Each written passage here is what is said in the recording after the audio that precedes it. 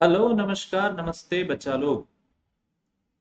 आज यहाँ पे अपन लोग बात करने वाले हैं आरआरबी जेई के सीबीटी 2 के टेक्निकल के सिलेबस की, स्पेशली मैकेनिकल के सिलेबस की। एक बहुत बड़ा कंफ्यूजन रहता है हमेशा बच्चों के मन में, तो थोड़ा बहुत बहुत क्विकली मैं आप लोगों को बताना चाहूँ कि आप लोगों के सीबीटी 1 का जो सिलेबस है उसमें है आप लोगों का mathematics 30 question 30 marks, general intelligence and reasoning 25 question 25 marks, general awareness 15 question 15 marks, general science 30 question 30 marks, and आप लोगों का टोटल हो जाएगा 100 क्वेश्चन 100 मार्क्स, जो कि आप लोग सॉल्व कर सकते हैं इसको 90 मिनट के अंदर। कितने मिनट के अंदर आप लोग सॉल्व कर सकते हो बच्चा? आप लोग इसको सॉल्व कर सकते हो 90 मिनट के अंदर।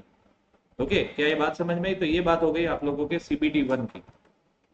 सिमिलरली अपन लोग बात करें यहाँ पे आप लोगों के सीबीटी 2 की, सो सीबीटी 2 का आप लोगों का जो सिलेबस है वो है general awareness 15 question 15 marks, physics and chemistry 15 question 15 marks, basics of computer and application 10 question 10 marks, basics of environment and pollution control 10 question 10 marks, and technical ability मतलब आप लोगों का ब्रांच स्पेसिफिक टेक्निकल का paper 100 question 100 marks.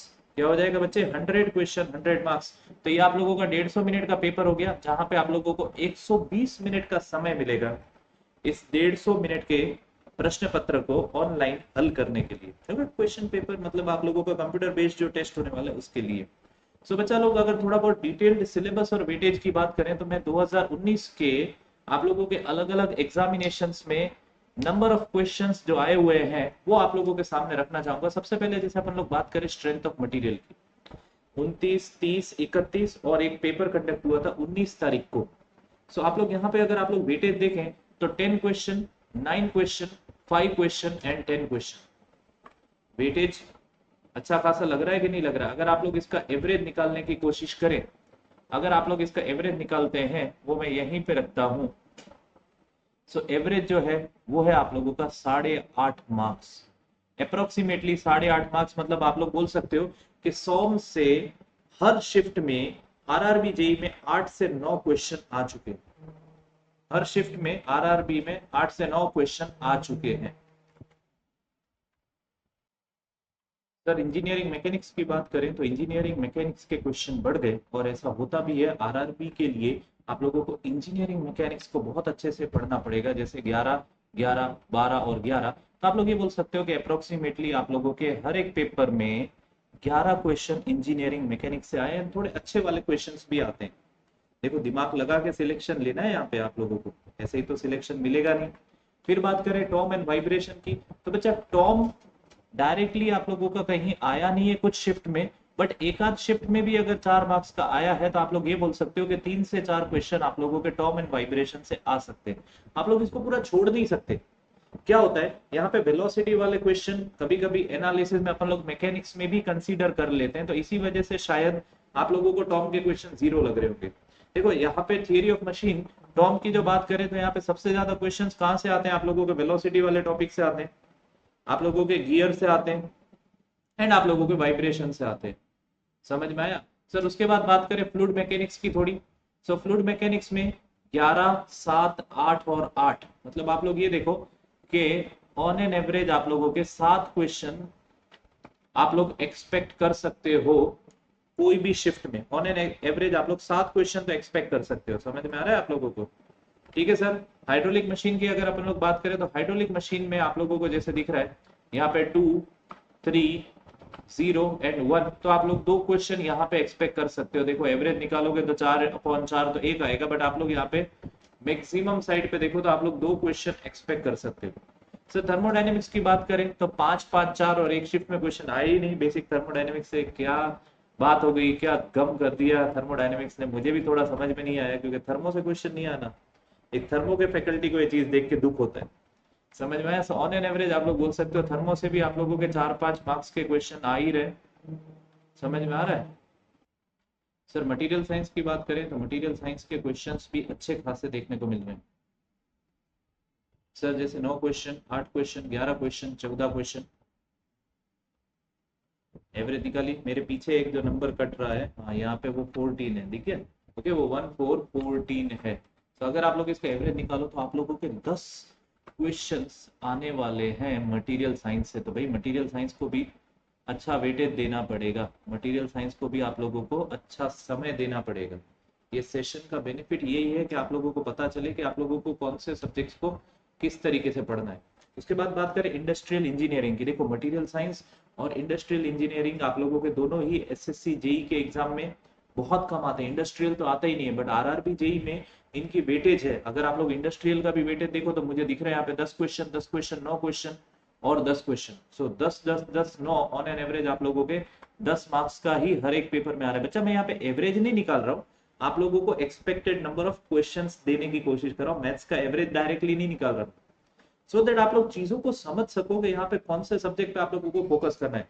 अगर आप मान लीजिए आप लोग इंडस्ट्रियल को स्किप करके चले गए तो आप लोग कितनी बड़ी गलती कर दोगे, आप लोगों का सिलेक्शन दाव पे लग जाएगा। समझ में आया? उसके बाद अपन लोग जैसे बात करें प्रोडक्शन की, 37 39 37 31 मतलब 30 से 35 क्वेश्चन आ रहे हैं। सेफर साइड पे देखें तो 35 क्वेश्चन आप लोगों के देखने को मिल रहे हैं। आप लोग 30 क्वेश्चन तो प्रोडक्शन से एक्सपेक्ट कर ही सकते हो, जहां पे एसएससी जेई में 8 से 10 क्वेश्चन आते हैं। क्योंकि बच्चा एसएससी जेई में पावर प्लांट आईसी इंजन को इतना वेटेज दे दिया गया, फ्लूइड मैकेनिक्स को भी बहुत ज्यादा वेटेज दे दिया गया, मतलब it's not uniformly divided weightage, but RRB ने यहाँ पे उसको थोड़ा अच्छे से डिवाइड करके यूनिफॉर्मली डिवाइड करने की कोशिश करी है। आप लोग समझ रहे हैं इस बात को? यूनिफॉर्मली डिवाइड करने की कोशिश की है। जैसे पावर प्लांट में आ गए आप लोगों के 4 क्वेश्चन 2 क्वेश्चन 2 क्वेश्चन एंड 1, सो ये आप लोगों का ऑन एन एवरेज 2 से 4 मार्क्स का हर पेपर में आ रहा है। ठीक है, आरएसी का भी वही हो गया 3 0 1 1, तो आप लोग यहाँ से भी 2 क्वेश्चन एक्सपेक्ट कर सकते हो। आईसी इंजन में से 3 2 3 5 मतलब 3 क्वेश्चन एक्सपेक्ट कर सकते हो।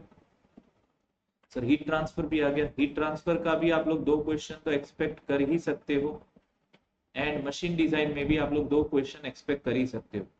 सो अगर आप लोग ये देखो कि आप लोगों का जो मैक्सिमम वेटेज वाले सब्जेक्ट हैं, मैक्सिमम वेटेज वाले सब्जेक्ट है जिनको मैं थोड़ा स्टार से मार्क करना चाहूंगा, वो है आप लोगों का strength of material, engineering mechanics, fluid mechanics, material science, उसके बाद आप लोगों का इंडस्ट्रियल इंजीनियरिंग, प्रोडक्शन। ये आप लोगों के 2 और 4 ये 6 ऐसे टॉपिक है जहां पे आप लोग 8 या 10 क्वेश्चन या उनसे भी ज्यादा एक्सपेक्ट कर सकते हो। प्रोडक्शन में से तो 30 प्लस क्वेश्चन आ रहे हैं।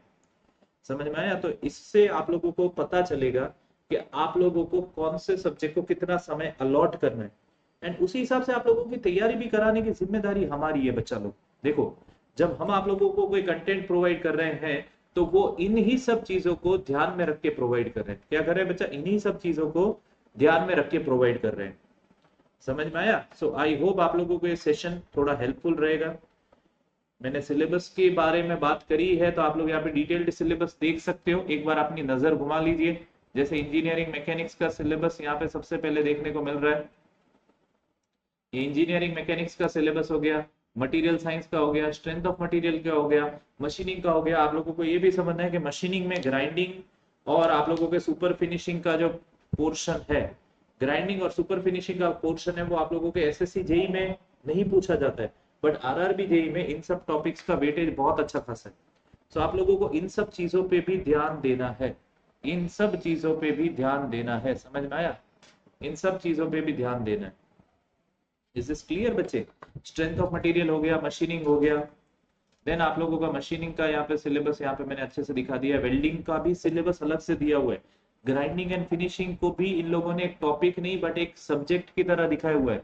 मेट्रोलॉजी को भी एक सब्जेक्ट की तरह दिखाया हुआ है। देखो प्रोडक्शन का वेटेज इसलिए ज्यादा है, machining, welding, grinding and finishing, metrology, उसके बाद आप लोगों का और भी टॉपिक इसमें रहेंगे। आप लोगों के मशीनिंग आ गया, इसमें बहुत सारी चीजें आई गई है वैसे, हीट ट्रीटमेंट वाला पोर्शन हो गया आप लोगों का, दूसरे टॉपिक्स हो गए, सुपर फिनिशिंग वाले ग्राइंडिंग एंड फिनिशिंग में आ गए। कास्टिंग का बहुत कम क्वेश्चंस देखे जाते हैं। देखो कास्टिंग आप लोगों को डायरेक्टली मेंशन भी नहीं दिखेगा, वहां पे एसएससी जेई में हर साल 2 या 3 क्वेश्चन कास्टिंग से आ रहे थे, तो यहाँ पे कास्टिंग का वेटेज बहुत कम हो गया। उसके सामने ग्राइंडिंग आ गया, वेल्डिंग का वेटेज आ गया, मेट्रोलॉजी तक भी आ गया। समझ में आया? तो इन सब चीजों को आप लोगों को ध्यान रखना बहुत जरूरी। देन आप लोगों का फ्लूइड मैकेनिक्स का सिलेबस, इंडस्ट्रियल का सिलेबस है, थर्मो का सिलेबस। इन लोगों ने थर्मो के सिलेबस में आप लोगों का कुछ हद तक आईसी और पावर प्लांट का सिलेबस भी साथ में ही दे दिया है, मतलब आईसी इंजन और पावर प्लांट को इन लोगों ने अलग अलग करके नहीं दिखाया हुआ है। अपन लोग अपने एनालिसिस में आईसी इंजन, पावर प्लांट और आरएसी के क्वेश्चंस को अलग कर करके एक अंदाजा लगा लेते हैं। अलग कर करके क्या कर लेते हैं अपन लोग, एक अंदाजा लगा लेते हैं। समझ में आया? समझ में आया? ये चीज आप लोगों को आई थिंक हेल्पफुल रहेगी। सो बच्चा लोग, एक सेशन बहुत अच्छे से आप लोगों के लिए बनाया हुआ है कि आप लोगों को वेटेज के बारे में पता चले, अपन लोगों को प्रिपरेशन कैसे करना है पता चले। क्योंकि बहुत बच्चे ऐसे होंगे जो बहुत लंबे समय से नॉन टेक की तैयारी कर रहे होंगे, क्वांट की, रीजनिंग की, और आप लोगों के general science and general awareness के पोर्शन की तैयारी कर रहे होंगे। तो अगर वो वहां पे आगे बढ़ चुके, हम लोगों ने भी क्वांट एक हद तक पूरा कर दिया आरआरबी जेई के लिए, अभी आरआरबी एनटीपीसी के लिए वापस से मैं आप लोगों के लिए क्वांट शुरू कर रहा हूँ। So that will be very very helpful कि आप लोगों को पता चले आप लोगों को क्या पढ़ना है और क्या नहीं पढ़ना।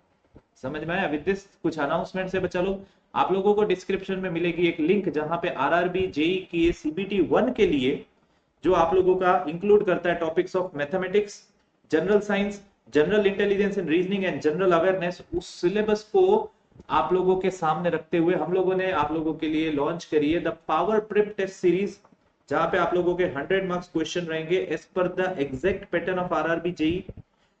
18 सितंबर को 9 बजे 90 मिनट का समय, आरआरबी जेई में भी 90 मिनट का समय ही आप लोगों को मिलता है। एंड बच्चा, अब आप लोग ले सकते हो एसएससी जेई का subscription at a price of 4999, जहां पे आप लोग देख सकते हो 24 मंथ्स का सब्सक्रिप्शन के लिए आप लोगों को पे करना है 7999, 12 मंथ के सब्सक्रिप्शन के लिए आप लोगों को पे करना है 5999, एंड 6 मंथ्स के सब्सक्रिप्शन के लिए आप लोगों को पे करना है 4999। एंड आप लोगों को यहाँ पे कौन सा कोड लगाना है? आप लोगों को लगाना है ब्रह्मास्त्र कोड वैद्य 50। बच्चा 50% डिस्काउंट चाहिए तो वैद्य 50 तो लगाना पड़ेगा। एंड सारी की सारी लिंक्स आप लोगों को डिस्क्रिप्शन में दी हुई है, सारी की सारी लिंक आप लोगों को डिस्क्रिप्शन में दी हुई है। उन लिंक्स को जाके क्लिक करिए एंड आप लोग इन कोर्सेज को एनरोल करिए। आरआरबी जेई का सब्सक्रिप्शन भी आप लोगों के लिए स्टार्ट हो रहा है at a very very competitive price of ₹2475। आप लोग जैसे ध्यान से देख सकते हो, आरआरबी जेई का जो 12 मंथ का सब्सक्रिप्शन है, अगर आप लोग देखो टेक और नॉन टेक दोनों करना चाहते हैं, क्योंकि यहाँ पे कुछ बच्चे इलेक्ट्रॉनिक्स एंड कम्युनिकेशन के भी लिए पढ़ रहे होंगे, तो वो खाली अगर सीबीटी 1 के लिए तैयारी करना चाहते हैं तो वो 3 और 6 मंथ का सब्सक्रिप्शन भी ले सकते हैं। बट अगर आप लोग मैकेनिकल, सिविल या इलेक्ट्रिकल से हो तो आप लोगों को 12 मंथ का सब्सक्रिप्शन लेना चाहिए एट 4500। 6 मंथ का सब्सक्रिप्शन के लिए आप लोगों को पे करना है 3300, एंड अब आप लोगों को 3 मंथ के सब्सक्रिप्शन के लिए पे करना है 2475। सो बच्चा लोग, you can use my code Vaidya 50 over here also. मैंने आप लोगों को क्वांट पढ़ाया है। मैंने आप लोगों को क्या पढ़ाया? मैंने आप लोगों को पढ़ाया है क्वांट। समझ में आया? एंड बच्चा, आप लोगों के लिए एक बहुत बड़ी गिफ्ट है। Sir, we are launching the Jeet batch for RRB NTPC 2024। RRB NTPC का नोटिफिकेशन अगले वीक में ही आप लोगों के लिए आने वाला है। तो बच्चा, उसी चीज को मद्देनजर रखते हुए हम लोग आप लोगों के लिए लॉन्च कर रहे हैं जनरल अवेयरनेस का कोर्स, जिसमें अमित विजय सर स्टार्ट कर रहे हैं geography, general intelligence and reasoning का कोर्स प्रमोद सर स्टार्ट कर रहे हैं, मैं स्टार्ट कर रहा हूं वापस से आप लोगों के लिए क्वांट। समझ में आया? सो बच्चा, आप लोगों का अब ये टॉपर्स बैच भी एसएससी जेई के लिए चालू है, जिसमें आप लोगों के लिए Indian, world and geography start कर रहे हैं Amit Vijay sir, and Yogesh sir start कर रहे हैं मेटल कटिंग। तो बच्चा, आप लोग एसएससी जेई का भी सब्सक्रिप्शन ले सकते हो, आरआरबी जेई का भी ले सकते हो, और एक कॉम्बो भी ले सकते हो।